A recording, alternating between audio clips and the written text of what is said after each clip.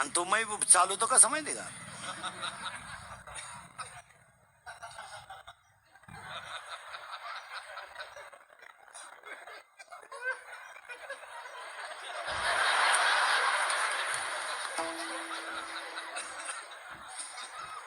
आणि त्याच्या पुढे फुलं टाकीत. अरे बाटलीची बुच टाका एवढं दे.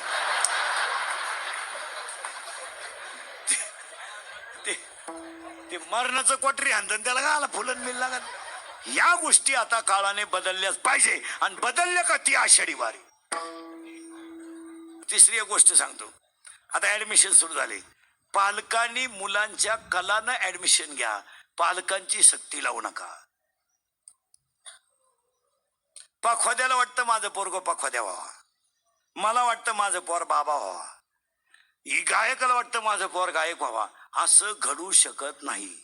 ते येडं होऊ शकतं. मग डॉक्टरची जवळजवळ येडीच आहेत. बाप हृदय रोग तज्ञ आणि पोराला बीपी. नाही असं करायचं नाही. मुलांची ऍडमिशन होऊ द्या. आणि आता दुसरी एक गोष्ट. या गोष्टी तुम्हाला पटल्यात का बघा. लग्न साधे करा. पैसा वाह्यात घालू नका. लक्षी नम्रतेनं टिकवा. आता एक वाक्य सांगतो, थोडं वाईट आहे पण सांगूनच टाकतो. महिला मंडळ. उसाला आली हुमणी. हुमणी. डाळिंबाला आला तेल्या.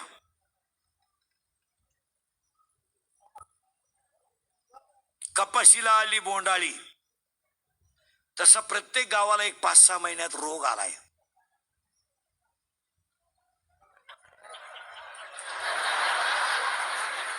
पुरी पळून जाणे. मोठा दणका उठला. दणका. त्याला लेवल नाही, क्वालिटी नाही, काय नाही. अहो नवरी संघ कलवरी आली ना आचार्य संघ गेली. तो आचार्य आलता जागरण गोंधळाला. त्याच्या आत लंगर तुटला का. एक वाक्य सांगतो पोरीनं. बऱ्याच लोकांना वाईट वाटतं इंद्रिकर डायरेक्ट बोलतो. बऱ्याच पोरांचं असं म्हणणं आहे बाबा दारुड्याला लई इंद्रिकर बोलतो. काही पोरं म्हणतात तो आम्ही कुठं त्याच्या बापाची पेतो. त्याचं काय जातंय. तुम्ही माझ्या बापाची पेत नाही आणि माझ्या बापानं तुम्हाला का पाजावं. माझ्या बापानं तुम्हाला पाजूही नाही आणि माझ्या बापाला तुम्ही पाजायची गरज नाही. पण तुमचा बाप तुमच्या अंत्यविधीला गेलाय याच्याबद्दल खेद आहे. माझं कीर्तन महाराज म्हणून कधी ऐकत जाऊ नका. महाराज मरू द्या तिकडे उलथू द्या. कीर्तन संपल्यावर का महाराज. पण तरुण म्हाताऱ्या माणसाने तुमचा मुलगा म्हणून ऐका आणि बाकीच्याने तुमचा मित्र म्हणून ऐका. ते खरंच आहे. यावर तुमचं काय मत आहे. थोडं कानाला तुम्हाला वाईट आहे पण हसण्यावारी गोष्टी नेऊ नका पोरांनो. या 4 वर्षामध्ये बाप मुलाच्या अंत्यविधीला गेलाय. याच्यात बदल करा. आयुष्यामध्ये त्या बापानं असं काय पाप केलंय का ज्या बापानं मुलाला खांदा द्यायचा आहे. आयुष्यात त्याने काय वाईट केलंय. चष्मेचा काचा फुटलेला बाप अंगणात बसला. संध्याकाळची वेळ होती महाराज. चष्मेच्या काचा फुटलेल्या बापाला दोघांनी उचललं स्मशानात नेलं. 24 वर्षाचा तरणा बाण पोरगा त्याचा दारू पिऊन मेला. चष्मेच्या काचा फुटलेल्या बापाने मुलाचा चेहरा ओळखलं. बापाच्या हातात काठी खाली पडली. थरथरणारा बाप गप निष्काळी बसला. थरथरणाऱ्या बापानं 24 वर्षाच्या तरण्या बाण पोराच्या तोंडात पाणी ओतलं. आग लागली प्रेताला आग. स्वतःच्या पोराची राग झालेली बापानं उघड्या डोळ्यानं पाहिली. बाप पागल होत असेल तर आई वांत राहिलेली काय वाईट सांगा. प्रश्न आहे. सांगा पोरानं मग तुम्हाला इंदुरीकर दारुड्यांबद्दल वाईट बोलला यात काय खेद आहे. तुम्हाला राग येतो. 80% पोरींना इंदुरीकरचा राग येतो. आम्ही कसे कपडे घालू, कसे कोणा संघही जाऊ. जाण तुम्ही जा ना. कीर्तन संपल्यावर जा ना. आता फक्त एक ऐका. माझ्या बापाचं काही जात नाही पण मी एका मुलीचा बाप आहे हे ध्यानात ठेवा.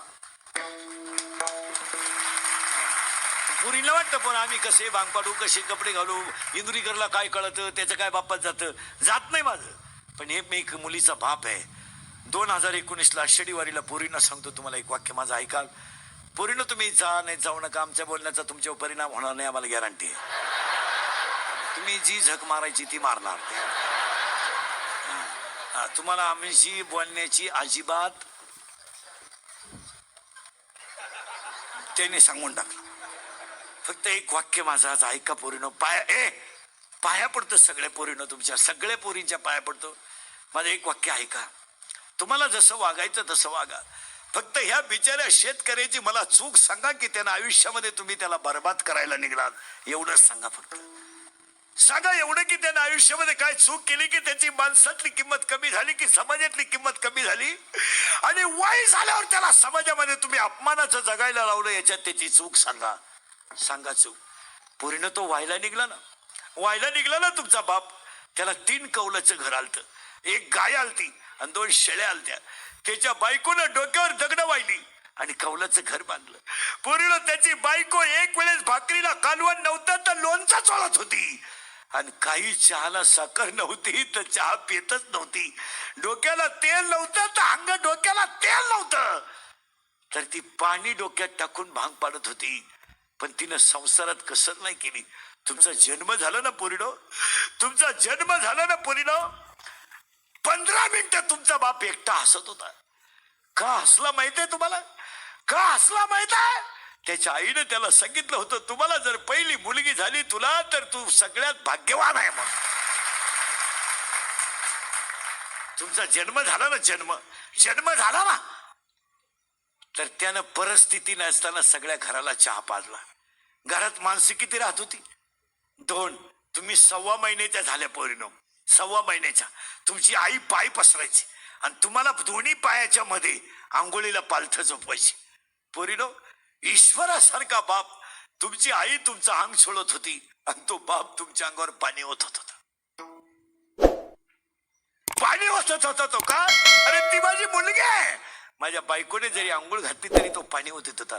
तुम्ही चालायला लागले ना पोरीनो, चालायला लागलं ना, तर तुमचा बाप बोटाला धरून तुम्हाला गल्लीनं चालवत होता. तुम्ही बोलायला लागल्या तर बोबडा बोलत होता.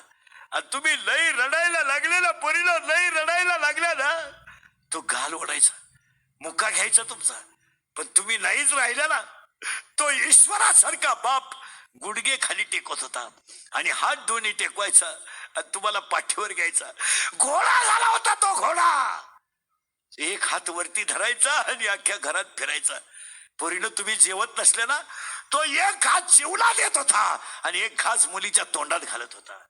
तो तुम्ही शाळेत घेऊन चालला ना तुम्हाला, तो शाळेत, तर तो शाळेजवळ न्यायचा. दुकानामध्ये 2 चॉकलेट घ्यायचा, 1 चॉकलेट तुम्हाला द्यायचा आणि 1 चॉकलेट खिशात ठेवायचा. शाळा सुटेपर्यंत पायरीवर बसून राहायचा आणि बोटाना येताना घेऊन यायचा.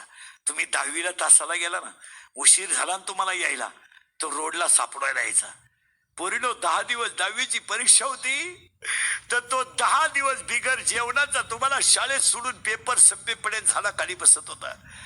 परवा तुमच्या सीईटीचा निकाल लागला तर ऍडमिशनला पैसे नव्हते पोरीनो, त्यानं बायकोच्या गळ्यातले दागिने मोडले आणि तुमच्यासाठी पैसे उभे केले. पोरीनो, तुम्हाला पाहायला पाहुणे आले, त्याच्या घरात पैसे होते, पण पोरीनो त्याच्या घरात गाद्या नव्हत्या. त्यानं शेजारच्या कोण गाद्या आणल्या आणि जेवल्यावर माणसं म्हणली मला मुलगी पसंत नाही. पोरीनं तो एकटा हसला आणि संध्याकाळी उशीमध्ये मुंडक गुतून ढासढास रडला. काळी आईचा व्यवहार केला आणि तुमचं लग्न केलं. पोरीनो, आजच्या कीर्तनात पाया पडून सांगतो, तुम्हाला जसं वागायचं तसं वागा. तुमच्या कपड्याबद्दल कोणी बोलू शकत नाही, तुमच्या केसांबद्दल कोणी बोलू शकत नाही, तुमच्या प्रेमाबद्दल कोणी बोलू शकत नाही. तुम्हाला वागण्याचं पूर्ण स्वातंत्र्य आहे. फक्त तुमच्या पाया पडतो आणि एक वाक्य सांगतो, हा ईश्वरासारखा बाप फक्त गल्लीने वर मान काढून चालू द्या, त्याच्या आयुष्यामध्ये मान खाली होऊ देऊ नका. हीच पंढरीची वाट.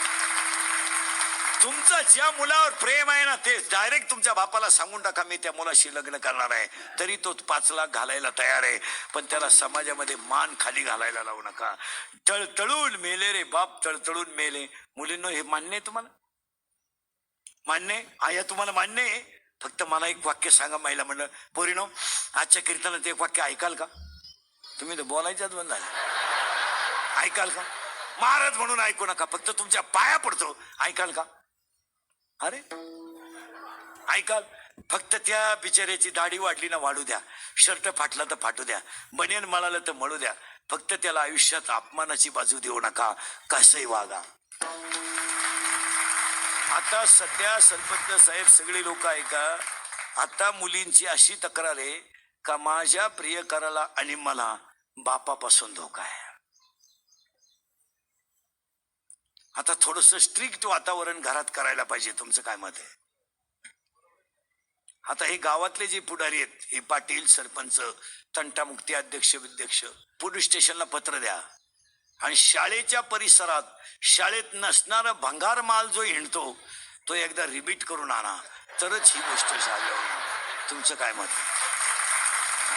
ही शाळेच्या भोवती जी भंगार भिंगार क्वालिटी मंडळी हिंडती, 70ची पल्सर, 10चा मोबाईल, स्वाक्सचा असा घाण वास, बगलात गोचिड्या, वन साइड भांग.